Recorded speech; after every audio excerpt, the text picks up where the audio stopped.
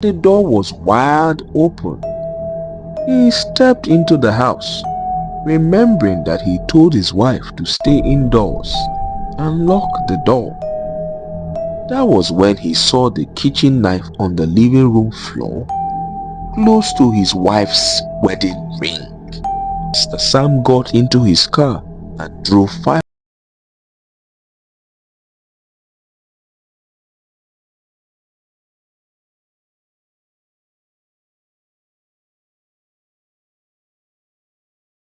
He lay there, but there was nothing there. I kept this uniform here now. Abi, did it fall down when the vulcanizer was working on my tires? He parked somewhere enclosed, got down from the car and searched everywhere, but he could not find the uniform. He immediately reached for his phone to call his wife, but she did not pick up the call. He then angrily got back into his car, making a U-turn to go back home to ask her if she took the uniform. A part of him suspected that it was her, based on how she was looking at the little girl back at the hospital, and he was very unhappy about it. He promised himself he was going to have a very stern conversation with her once he sees her, as he was still pondering on this matter and was not really paying attention to the road, so much so that he did not notice the truck coming ahead of him. Before he could swerve his car was hit off the road by the truck, with the passerbys screaming in shock. Meanwhile, at Mr. Phillips' residence, after he saw the kitchen knife and his wife's ring on the floor, the door was wide open as well, despite the fact that he pleaded with his wife to lock the door and stay inside. He immediately got worried. As he moved closer, he heard his wife sobbing, and that was when it dawned on him that his wife was being attacked. He silently moved to his office across the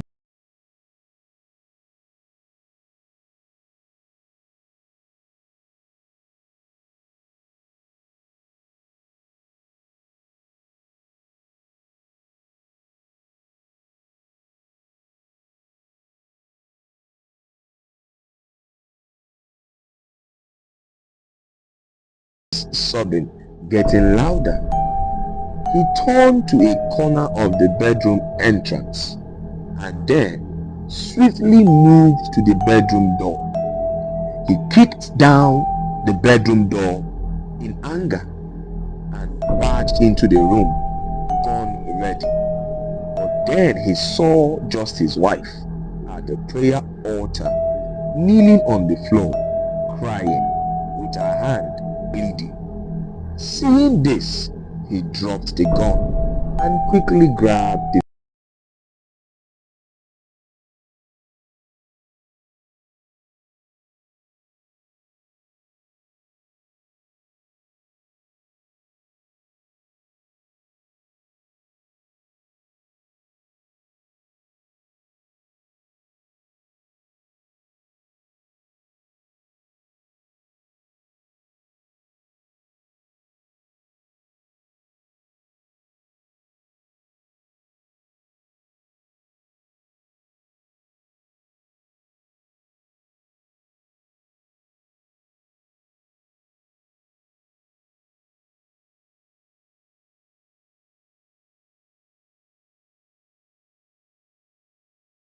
with his car. He was really surprised by the coincidence, but he still went ahead with his treatment. Ensuring that the surgery was successful, he was taken back to a quiet room and was pronounced unconscious, yes, also in a coma, based on the shock of the accident. The doctor came out to the nurse to ask them if they found any phones, or identification on him, but none was found, so there was no way to call anyone who knows him. Sarah was at home after resting that morning due to the stress of sleeping in a hospital and crying all night. She tried to call her husband, but his phone was switched off. She just concluded that maybe his phone battery is dead. She was still thinking of that when she heard someone ring the doorbell, and she opened the door to find her friend Mabel standing there with a huge smile. "Hey girl," they hugged as she let Mabel into her home. She followed behind her as they sit in the living room, and she immediately filled Mabel in on what has been happening since the day before. "My dear, that's how it all went on. That incident reminded me of my lost daughter Zia. My husband just left this morning to go look for the girls' school," she finished as Mabel looked at her in shock. Wow. If not for God that saved that little girl, what would you guys have done? I beg ye, you have started with all this God thing again. Everything is not done by God, please. If not for our family's doctor, she would have been dead by now, Sarah said. Mabel was about to reply, but Sarah's phone rang. She quickly picked up the phone. "Hello," she said as she listened to the person on the phone for a while. "Really? I am coming. Yes, I mean right now."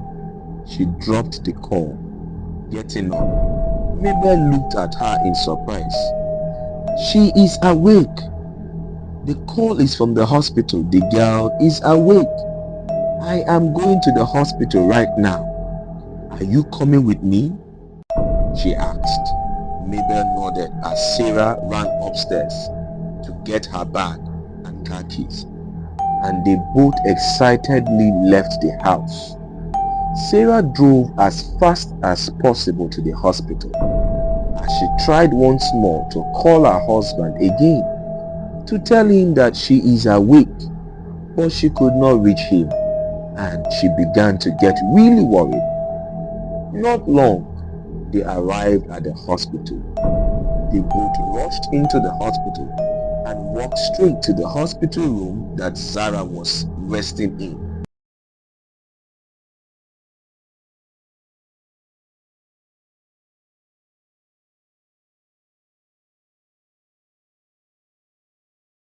Her so she can get food for the little girl. Immediately Sarah left, the little girl starts jerking. Mabel, being confused, runs out to call the doctor as she dials Sarah's number. She gets the doctor to come check on the little girl as she tells Sarah, who had picked up her phone, that the girl is jerking. Sarah immediately left the hospital food court without getting the food and ran back to where Mabel and the little girl was. She met Mabel outside the room. She rushed in to see the doctor, who is still examining her. Back at Mr. Philip's residence, after Philip finished bandaging his wife's hand, he carried her to the bed as she cried softly, muttering, "I am so sorry, honey. Please forgive me." He says nothing as he lays her down on the bed and sits beside her, holding her hand. He then asked her, "My love, what really happened?" he asked softly. And Cassandra began to recount how she was so tired of life and decided to kill herself because her only source of joy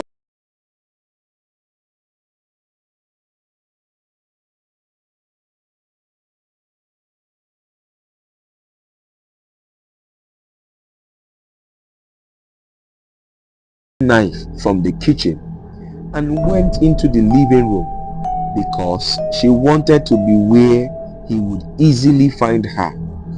But as she caught her wrists, she heard a still small voice comforting her, making her realize that she is a daughter of Zion. And suddenly, the scales fell off her eyes as she went straight to the altar to pray for forgiveness and redemption of her soul. How could I have thought about killing myself, baby? How? Cassandra cried as she stood up and knelt down in front of her husband. I am very sorry, my king. Please. He held her hands as they cried and prayed together. Cassandra slept off in that position, and her husband carried her to the bed as he watched her sleep. His phone began to ring, and he picked it up slowly, seeing that it was the doctor from the Peace Clinic.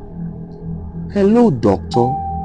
He listened, and then his eyes widened in surprise. Okay, I will head out right now. He dropped the call after finding out that the man who struck his daughter with his car was brought into the hospital that day and that he is in coma. He thought to wake his wife but decided against it. Let her rest. I will just quickly rush off to the hospital and then come back. He got up and rushed out immediately. Sarah was walking along the cobblestone at the beach. In front of her, she saw a figure. No, two figures.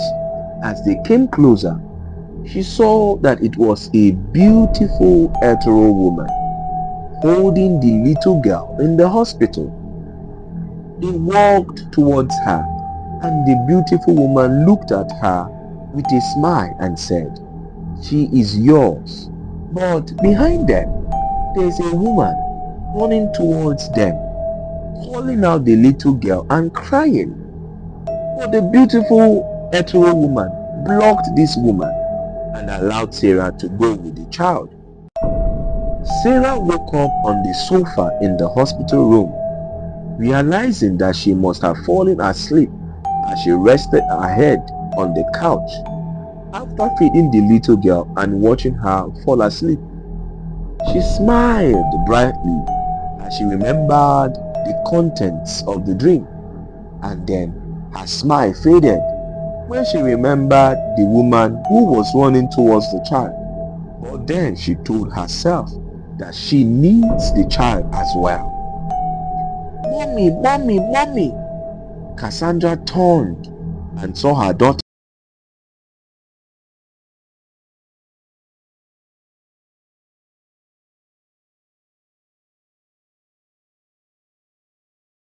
God, Zara! And they both started running towards each other. But suddenly, a beautiful hetero-looking woman blocked her path, holding Zara's hand as she pointed to another woman whom she could not quite see her face. And suddenly, Zara turned and walked towards that woman. No! Give me back my child, Cassandra screamed. She is not yours. She is mine, and I will give her to someone else, the beautiful hetero woman said angrily. No! Cassandra screamed as she woke up from the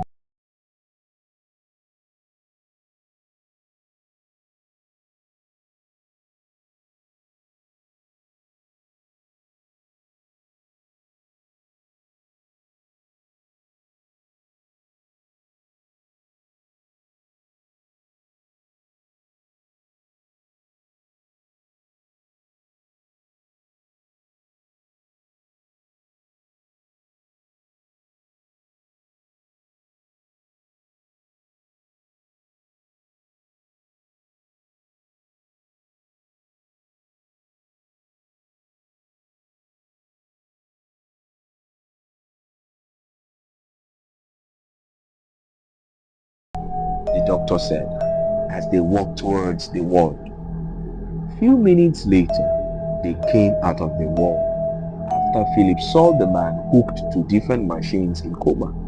He was short of words because he has been looking for this man, and seeing him in this state without being able to ask him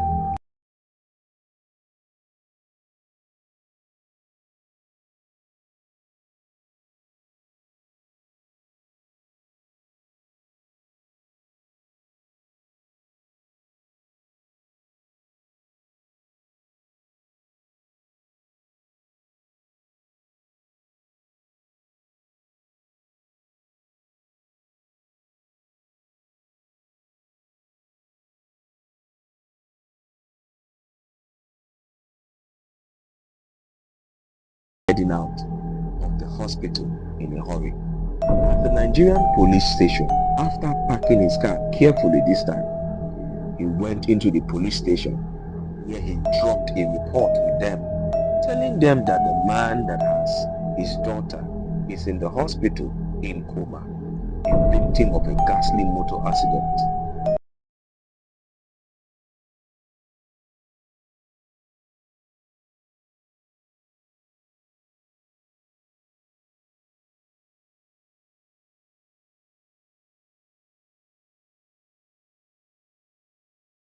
And see if someone comes looking for him, and then we take it from there, the inspector said. After the meeting, Philip left the police station, heading back home. In the car, he checked his phone, worried that his wife has not called, but found out that the phone was off. He quickly plugged it as he drove home. Meanwhile, at his residence, Cassandra was still pondering on the dream and her husband's whereabouts when a call came into her phone. It was her mother-in-law, who had been so supportive.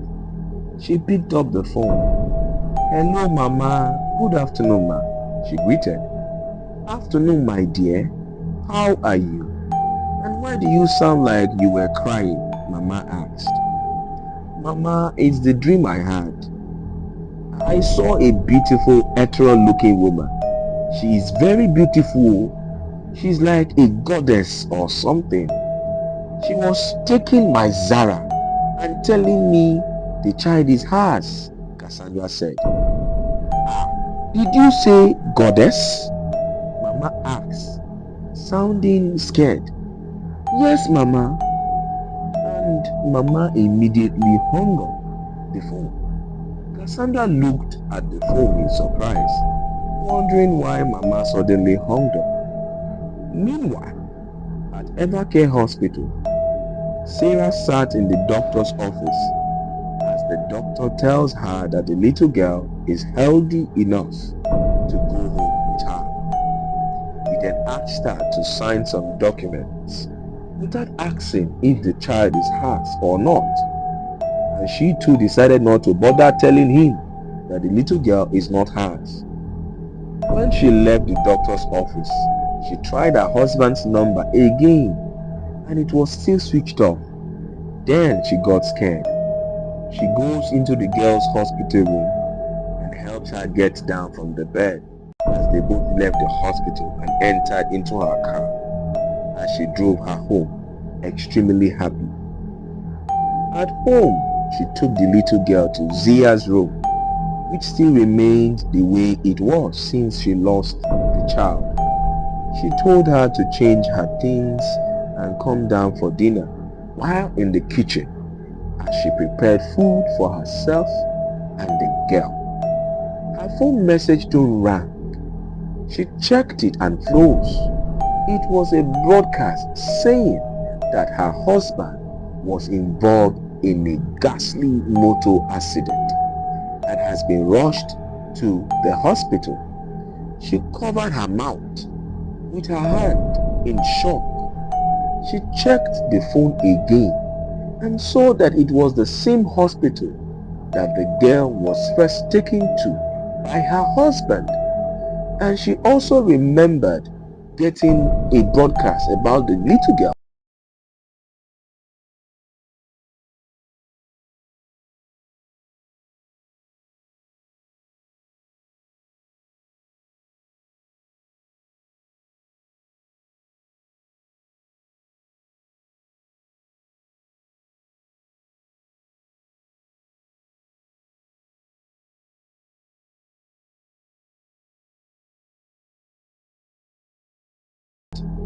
Philip got back from the police and got into the house, rushing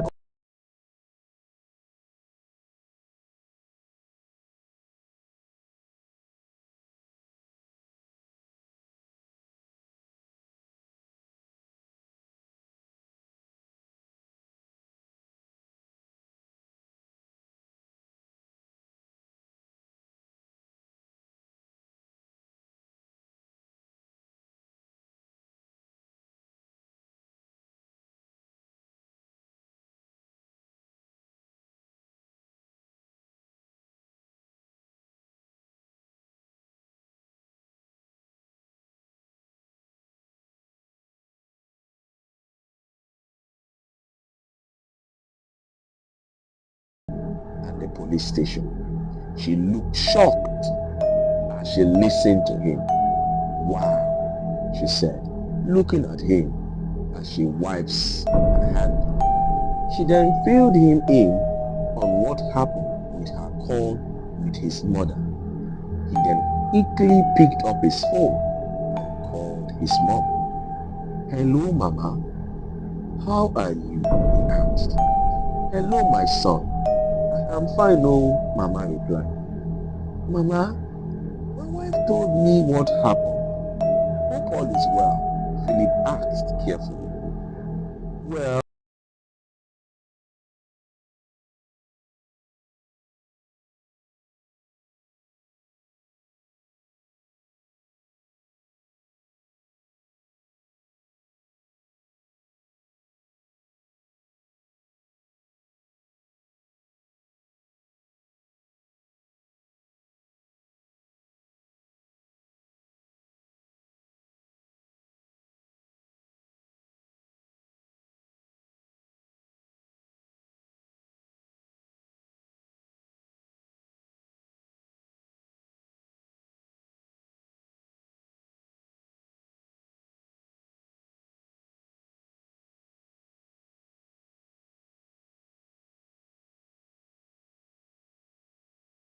the next day, Sunday morning, Sarah just left the phone from a call she made to Peace Clinic requesting that they transfer her husband to their hospital in her city. But the hospital management asked her to come over to sign some documents and also bring along proof of her relationship with the man. She was not really happy about the outcome of the call, but she would do anything to keep this precious little girl.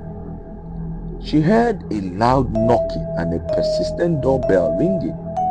"Who wants to break down my door this morning?" She made her way downstairs to the door, trying to make sure she answers whoever that is there so that they don't wake up her precious baby.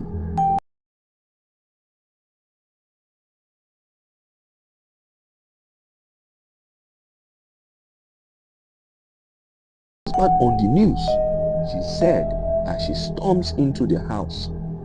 Sarah closed the door and followed her. "Your husband is in the same hospital where that little girl's parents had been looking for her. Why haven't you gone to the hospital now?" she finished, her eyes flashing in anger. "Good morning to you too, Mabel. And yes, I know that, but I cannot go there alone and leave this precious child home alone. Neither can I take her with me because they will take her away from me, unless if you are going to help me as my friend and stay with her so I can run to the hospital," Sarah said. "Hell no. God forbid, madam.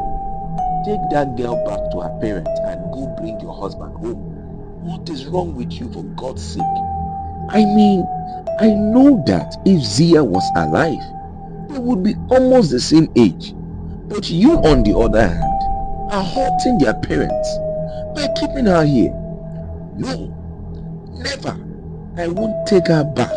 And if you cannot help me or support me, then get out of my house," Sarah yelled, pointed to the door. Mabel looked very surprised, but she smiled and said,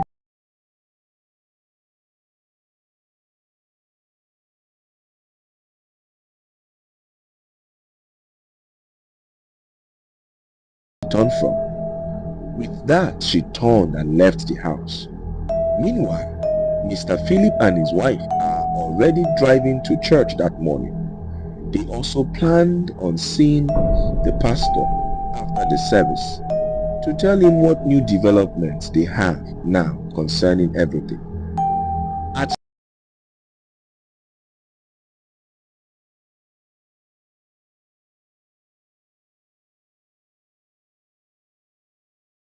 100%. Nothing happens in your life, nothing happens in your business or family except you accept it, he explained. The spiritual world needs mediums, it needs channels, it needs people on earth who are available to carry out their plans on earth. In other words, people at times act out of a script that has been written for them without knowing.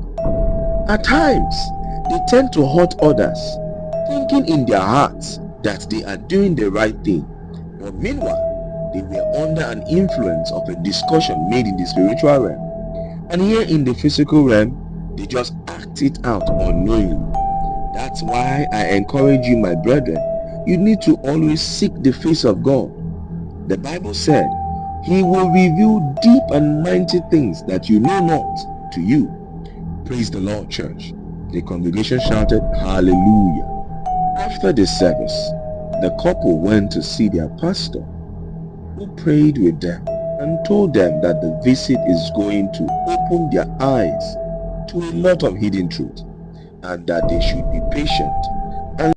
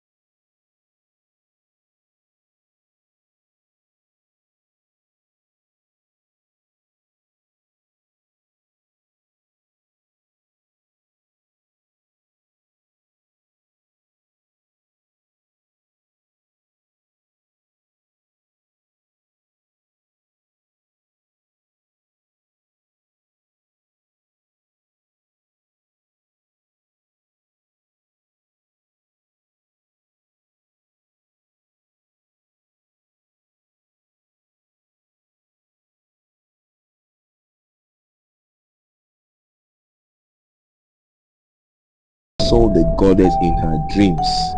That means she is the one perpetuating everything, and all we need to do now is appease her.